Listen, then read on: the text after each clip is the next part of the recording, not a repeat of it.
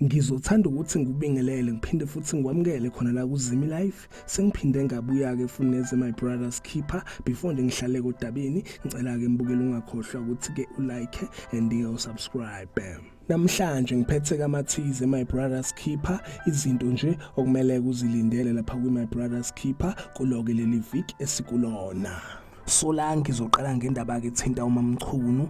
Izinto kazikho zinhle for yena kuMamchunu njengoba kunqubeko efuna kubulungiswa, ufuna ukuthi ke uMamchunu eboshwe. So la kuMathize bayaveza ukuthi ke impilo izoba nzima ke for yena uMamchunu njengoba ke kuzomela ebhekane nejele.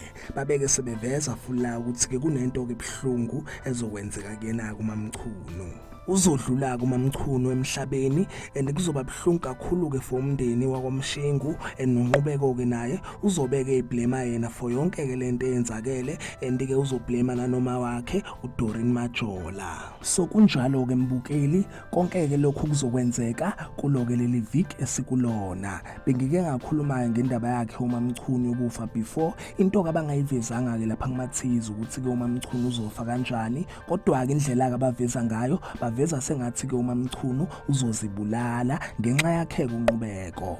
Cause baveza ke lapha kuMathize ukuthi ke umndeni wakwaMshengu uzobeka ublame yena unqubeko ngokufa kwakhe kuMamchunu.